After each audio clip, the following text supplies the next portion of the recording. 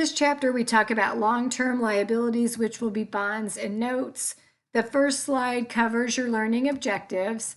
And then this kind of talks about corporations. So when you're a publicly traded corporation, you have a variety of ways to raise capital or money if you need it. So the first way isn't necessarily raising money. It's just what we just talked about in our last chapter. We can use like accounts payable when purchasing our goods and our services. So that at least gives us 30 days to pay or possibly 60 days to pay. So we can use that short-term debt as a way to smallly finance our day-to-day projects. The other two are the more ones that we're going to raise a significant amount of capital, either by raising long-term debts, such as issuing bonds or getting a notes payable with a bank, or equity, where we're going to issue common stock and preferred stock. So a bond is a form of an interest-bearing note, but it is basically like a loan between an investor and the company. And they're in $1,000 increments, and normally the bond requires interest to be paid during the life of the bond, and then that $1,000 face amount will be repaid at its maturity value or its maturity date. What this factors into our decisions on what type of capital we can use. Investors will go back and corporations will go back to this earnings per share computation. So here's the formula. So it's our net income minus our preferred dividends divided by our common shares outstanding. So we subtract the preferred dividends because those go to the preferred stockholders. And this particular ratio is focused on the common stockholders. So it's saying what net income is attributable to the common stockholders and then divide it by the number of shares outstanding so we can see what's our earnings per share. Now, we'll have a future chapter that gets into this in a little more detail, but you don't get those dividends. Like, that's not what's necessarily paid out to you as a stockholder in the form of dividends. This is just allocating out the net income in a ratio. It doesn't really mean you're going to get that money. So this is saying, okay, say we've got this corporation that wants to borrow $4 million. There's 3 different ways that they're deciding this is how I'd like to do it. So I could go $4 million all in common stock. I could go $2 million in preferred stock, $2 million in common stock, or I could do $2 million in bonds, $1 million in preferred stock, and then $1 million in common stock. So then how does that impact them? Their income before taxes is $800,000. So then here it shows you those impacts. So notice that they're all still at the net income of the earnings before interest and tax at $800,000. And then again, it's showing our different ways that we're financing. So if it were using equity financing, stock, there's no interest paid. But on bonds, there is interest paid. So they show us the computation down there, $2 million times the 12%. We'd have to pay interest. But interest is tax deductible. We get to write that off. So we subtract that out to get to our income before tax.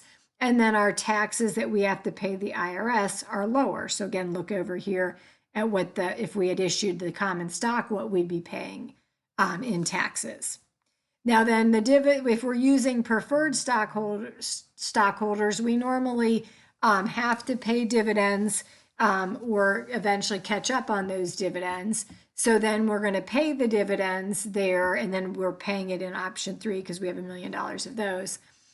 So then we come down to what our net income is available to the common stockholders, and then we divide it by the shares outstanding. So in this first one, again, we've got 400,000 shares outstanding, so their earnings per share are very low. This one, we only have 100,000 shares outstanding, so their earnings per share is very high. So then in that scenario, with a decent amount of net income, the stockholders are going to prefer you to go with Plan 3. Again, though, the key to that is when earnings are strong. So here it's going to show you, well, what if I really don't have that net income? So then now all of a sudden my earnings go down to $440, and I'm still paying $240,000 in interest. That really drops my net income down, and then I still got to pay those preferred stockholders. So then there's hardly anything left to the common stockholders. So in the environment where the earnings are not strong, it's almost better to just finance with the common stock or the preferred stock, but the common stock might almost be the best. And it's really because the common stock, you're not required to pay dividends and you're not required to pay interest. So the company can conserve their cash in that situation. And again, I'll let you look at those example exercises on your own. Now, bonds are where I do feel like students struggle and it gets a little bit tricky. So you have to understand bonds are issued in $1,000 increments. Sometimes the problems don't tell you that, they assume you know it. Bonds pay interest to the bondholders either annually, semi-annually, or quarterly. As it says here, most of it appears to be paid semi-annually. Again, depends on the company though, and it depends on their indenture agreement. So that's the legal contract between the bondholder and the company. And in that bond indenture, it's going to spell out all of these terms. Then bonds can be term bonds or serial bonds. So term bonds, they all mature at a specific date and time in the future. So they're 10-year bonds, 15-year bonds, whatever. Bonds that mature over several dates. So maybe, again, like if it's a 5-year bond, maybe 20% will mature in year 1, another 20% in year 2, 20% in year 3. So by the time you get to the end of the 5 years, the bonds are completely paid off. So it all just goes to what serial number they are as to which ones get paid and when. Then we can have a little more, a little different scenarios with the bonds. So down below it says bonds can be convertible, which means that at the bondholder's option, instead of getting paid cash back at the end, they'll get shares of stock. So again, think if you're the bondholder, you gave that company $1,000 today, they pay you interest for the 5 years that the bond exists, and then they pay you back your $1,000. So instead of getting paid back that $1,000, you agree to take so many shares of their stock. So the company likes that because they don't have to come up with the cash. And you as the investor might like that because it's possibly they're giving you those shares at a good price. Many times bonds are callable bonds, which means that the corporation or the company can call those bonds in prior to maturity if the interest rates change. So then again, if they, when they get the bonds, they're going to receive proceeds, they're going to receive cash, and then they have to, again, they'll want to pay interest. Okay, so this is saying what kind of proceeds do they get? So this is where it gets tricky. So if it was just, if the interest rate on the bonds and the market rate for bonds of a similar nature were all the same, you would just get the $1,000 face value. But we're going to see that that's not always the case. So sometimes that market rate of interest is different than the contract rate. So they've got these kind of blued out. So you want to pay attention as you're reading problems. What is my coupon rate or my contract rate? And then compare that to what's going on in the market. What are similar bonds paying? If there's a difference between those, the bonds are either going to sell at a premium or a discount. So here it shows you. Again, like I said, if the contract rate and the market rate in the middle. If the contract rate and the market rate are the same, they're going to sell at the face amount, which would be $1,000. If the market rate is higher than the coupon rate or the contract rate, that means all the other bonds in the market are paying more. Nobody's going to want these bonds. So if nobody wants the bonds, the price goes down and the bonds sell at a discount. If the market rate is less than the contract rate of the bond, so everybody else in the market is not paying, they're paying less, then everybody's going to want these bonds because they're going to make more money. So then what happens? The price goes up and they sell at a premium. So then again, what depends on when you look at that. So if they sell at face amount, you'll get exactly what the proceeds will equal the face amount. If they sell at a discount, the proceeds will be less. If they sell at a premium, the proceeds will be more. So here we have an example. Oh, and then if you were to look, like, let's say you go to the Wall Street Journal and say, hey, what's the current price of these bonds? They're always quoted, like how this shows you, it's quoted at 98 or it's quoted at 109. That's not dollars. That's a percent of the face value. So it's saying they're sold at 98% of $1,000, which would be 980. Quoted at 109 says it's 109% of $1,000, which would be 1,090.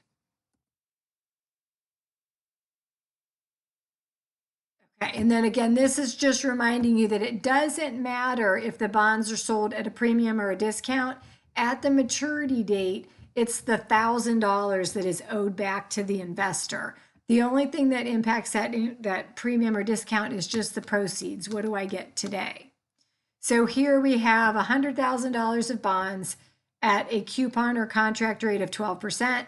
Market rate is 12%, and the bonds have a 5-year life. So those are easy. Cash comes in at the face value. We set up the bonds payable at the face value. Then we pay interest. So $1,000 times the 12% divided by 2, because it's semi-annually every 6 months. So we're going to debit interest expense, and then we're going to credit cash every 6 months as we pay on those bonds. Then after the 5 years is up, we are going to pay off the face value. So we'll debit the bonds payable and we'll pay cash. So hopefully that one's fairly straightforward. They were issued at face value, they're paid off at face value, and we paid interest at face value. Okay, then what if it's sold at a discount? So now we say these bonds are paying 12%, other bonds in the market are paying 13%. So again, nobody's going to want to invest in these bonds. The price is going to go down. So it tells us that the bonds sell at $96,406. So then our cash that's what they sell at. That's what comes in. Those are the proceeds. Then we still owe the face value at the end. So we create this new account called a discount on bonds payable for the difference. Now that discount on bonds payable has to be amortized out over the life of the bond, so that at the end, when we go to pay it off, that's all that's on our books is the $100,000 of bonds payable. So then what we do is we're going to take that. Okay, this is a different one. But we would take that discount and then we would divide it by the life of the bond and we would amortize it out. So here we'll go with the example. So here's the amortization. So then again, like I said, we're going to take that whatever that discount was on the bond, divide it by the life of the bond, and then that is going to adjust our interest expense. So as we're paying it, we still pay, like notice it says here, the amount of the semi-annual interest. What we're obligated to pay is that contract rate. So that doesn't change. What changes is interest expense. So then now we're going to amortize this discount over the life of the bond, trying to get it to go away by the time that it reaches the maturity date. So when we first set up the discount on the bonds payable, we debit it. When we amortize it, we credit it because we're trying to get it to go down to 0. But then notice that that's going to, because it's a credit also, it's going to make our interest expense higher. Let's see if we have an example here. So there's the one that we just did. So the $3,594 over the 5 years, and because it's semi-annual, we're making it divided by 10 because there's 10 semi-annual periods in 5 years.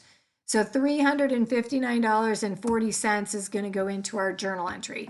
So we still pay the cash at the contract rate.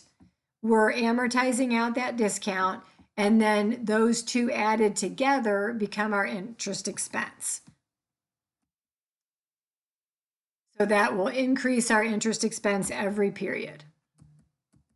Okay, then the reverse will be true of a bond that's sold. So whoops, let me go back. It's paying 12%. Market is 11%. So everyone's going to want those bonds because they pay you more, so they sell at a premium.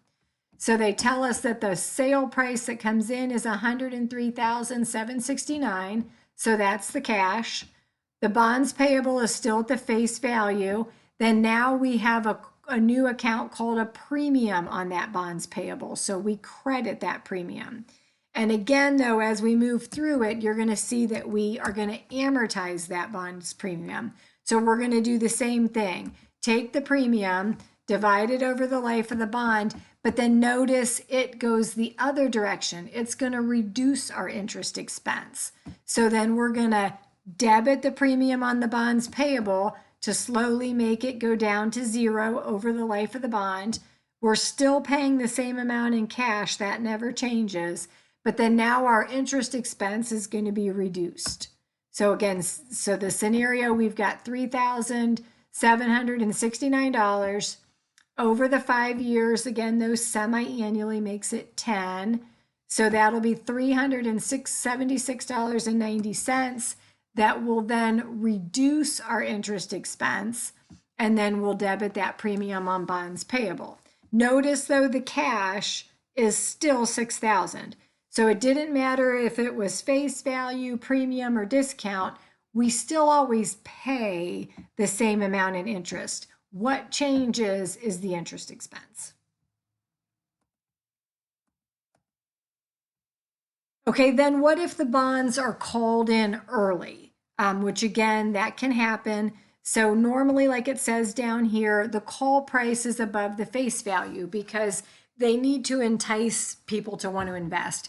If you thought, well, gosh, my bonds could be called next year, I'm not real thrilled with that. Maybe I'm not going to invest in this company. So they want to make it kind of worth your while. So they give you a little premium or an extra in that call price. And the reason that they're going to do it is because, again, the interest rates are changing. So many times there's going to be a price that they pay that is going to be different than the actual value that's on their books. So then we're going to want to look at that to say, how much did I pay to buy these bonds back compared to how much did I have them on my books for? And then that difference is going to be either a gain or loss on the redemption of the bonds. So the face value is the $1,000 per bond. And then we would have to add a premium or subtract a discount if that's what the case, the way it was. And that's going to give us our book value. And then we're going to compare that to what we paid. Now, in this case, it says we're only redeeming a fourth of them, 25%. So that's 25,000. Let me go back. And then, whoops. And then we'd only be taking a fourth of the premium. So a fourth of the 100,000 and a fourth of the 4,000. That's where this 25,000 and 1,000 are coming in. And then we paid $24,000 to call in that debt. So then we're going to have a gain. So it only cost us $24,000 to retire $26,000 of debt. So then we have a $2,000 gain on that transaction. Okay, then now assume that the remaining 75% are later called in for a private investor at $79,500. So we had to pay more to call these ones in. So the $75,000 is what was left. $3,000 is what was left in the premium. And then now so that's a $78,000 debt that we're paying $79,500 to retire or to call in. So then now we have a loss of $1,500. So you can have a gain or a loss. You got to just compare it to how much debt am I getting rid of compared to how much is it costing me to get rid of that debt. So if it costs me more, I have a loss. If it costs me less, I have a gain. Okay, then we can have just installment notes or loans through the bank. So think about it if you have a car loan or you have a mortgage loan. Those are installment notes. So we pay the exact same amount every month in periodic payments, and a portion of that payment goes to the principal and a portion of it goes to interest that the bank keeps. The portion that goes to principal reduces the amount that we owe the bank. So again, like I said, mortgages are a common example of that, vehicle loans, things like that. So initially, when we get the loan, we're going to have cash coming in, and then we're going to credit a notes payable. Yeah, notes payable. So here they give us the details. It's a $24,000 note at 6%. It's for 5 years, and we're making annual payments of $5,698. So we're not going to do monthly, we'll do annual. So cash comes in, and we set up the notes payable by crediting it.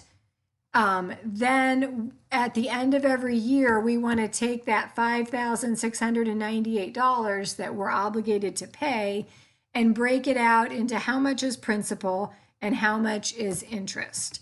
So they've done a little schedule where we've got our payment, we've calculated the interest on that carrying value, and then that will be the amount that is charged to interest, and then the remainder is going to reduce the principal.